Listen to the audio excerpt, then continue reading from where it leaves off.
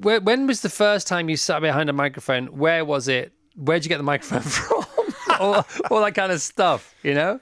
It's just like anything. I mean, I think I started the podcast in a warehouse on a Hawaiian island in the winter of 2012 as an experiment using my two stepsons are in a band, they're musicians, and they had musical equipment, and I just used a mic that was intended for musical instruments and asked them to figure out how to plug these things into something that could be recorded.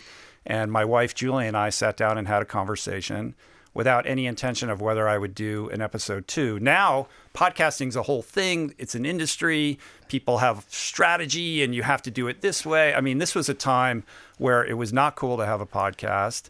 10 years ago. There was no competition. People weren't Joe launching Rogan was shows. 12 years ago. So I had done his show. So I'd been a guest on a couple podcasts, and more importantly, I had become a fan of podcasting because I was training for these ultra races where I would have to go out and run for hours and hours and hours or be on my bike an entire day.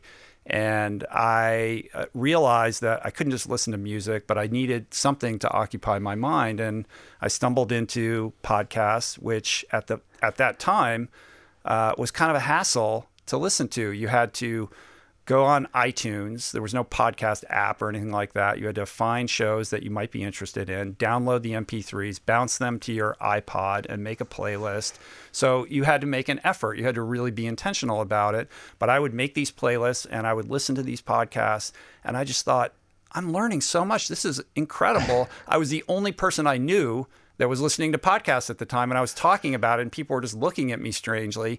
So I had consumed so many podcasts over a number of years that when I hit record at a moment where it wasn't competitive and people weren't like rallying to start shows, that I felt like I had some kind of, not skill, but at least context for what I was doing. And I thought, I know a few people. And the first one I did was fun. And we got almost no listeners, but it went like straight to the top of the charts because nobody had podcasts, at least in that kind of health and wellness space. Like it went to like top 3 or whatever in that category with like maybe 1,000 people listen to it or something like that. How many now? How many people encouragement. Average, yeah, better. I mean, it varies, but anywhere from I don't know, 400,000 or 500,000 to well over 1 million, depending upon the episode. So cool. And then there's YouTube and all that, and it's much more complicated and kind of there's all these all these inputs now that didn't exist back in the day when it was a lot more simple. And you nearly went broke, didn't you, a couple of times?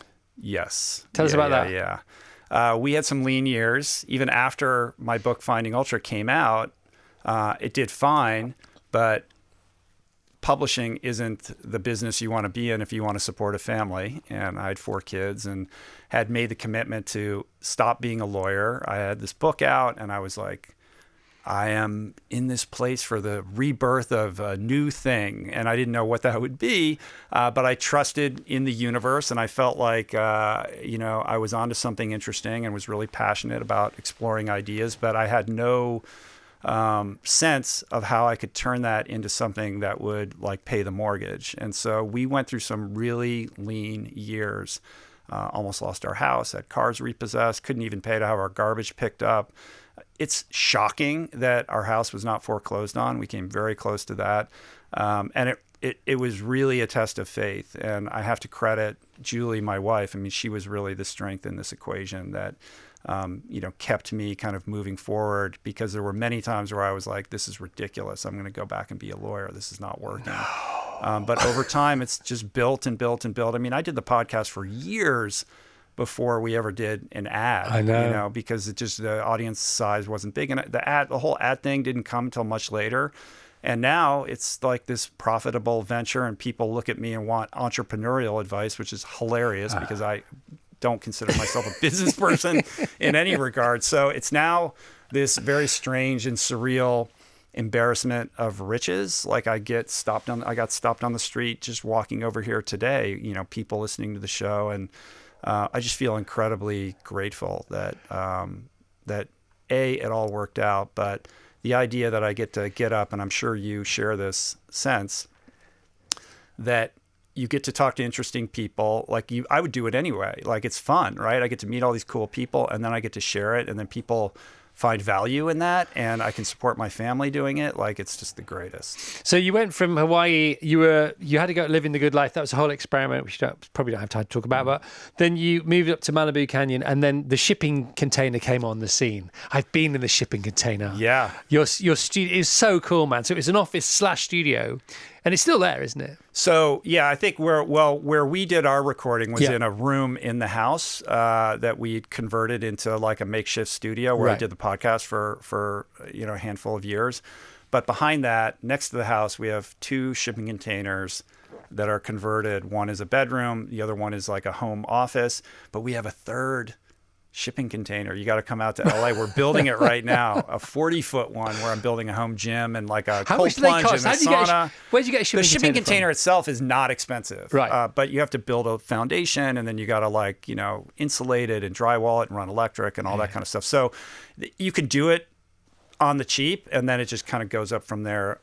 Depending upon how posh because they crisscross them and they build beautiful houses out of them as well. Yeah, you can make like really cool stuff. Yeah, and there's the tiny house channel as well. That's all going on. So we're building a little container village right now, Chris. Beautiful. And then you recently moved a year ago now to a bigger place.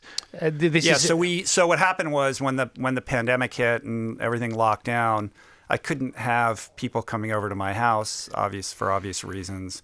And like many people, resorted to doing some Zoom stuff, and I just, I couldn't get down with the Zoom thing. You had quite a hard time with COVID, didn't you, as a family? What's that? You had quite psychologically, quite a tough time. With COVID. It was difficult. Well, there was some positives, a lot of negatives. I mean, our 2 older boys, my stepsons, had already moved out. They moved back home. They're still at home. They're 28 and 26 now, and it's been great to have them. So the family was together.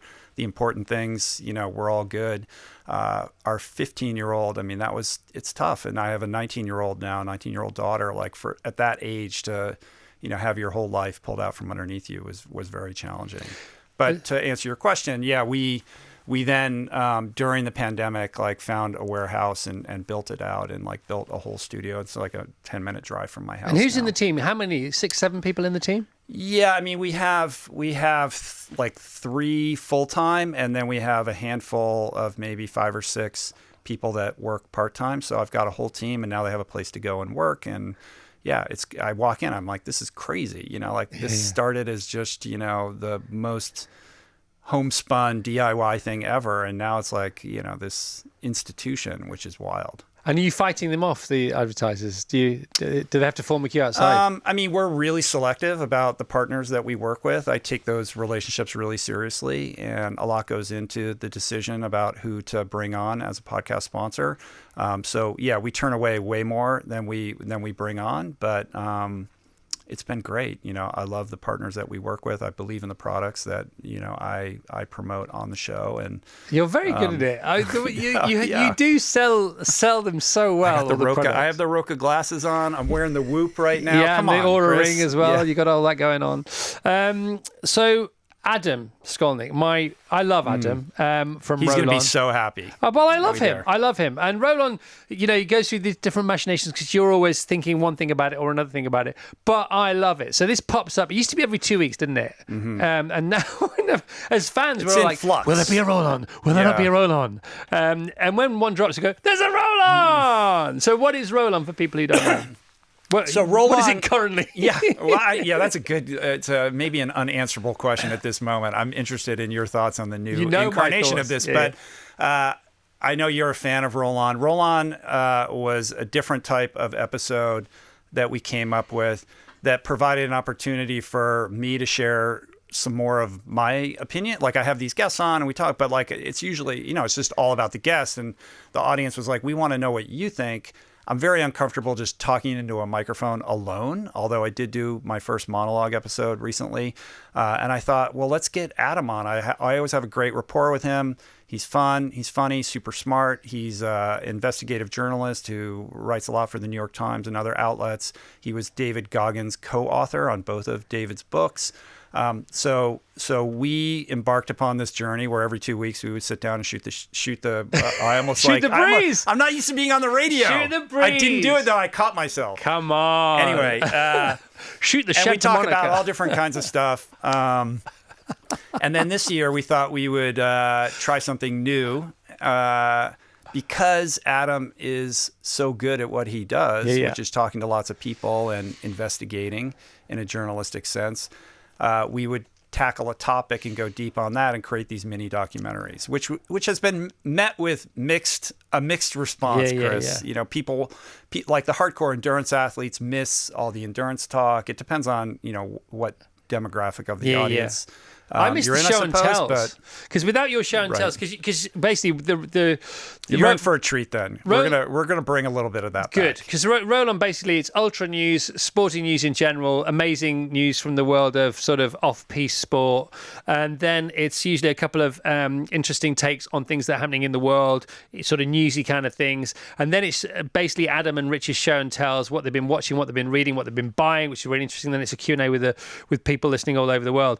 Without you and your podcast, we wouldn't have watched The White Lotus, for example. You know, that just wouldn't really, have but that's just out in the like. I was like, is this news to anyone? Like, this is the biggest. It was the biggest show, at least in the United States. Yeah, well, it was when you were watching it, and then we got ahead of the game, and then we started talking about it because you watched it. But there's so much stuff out there now. You know, you can't. You know, we have so many guests on now talking about various Netflix, various Warner Brothers stuff, various Disney Plus, various Paramount stuff. That you have to just wait to hear from somebody who you think shares your taste and watch that, because there's not too much stuff, but there's a lot of soup out there, like you say. You know, you can't see it for the soup.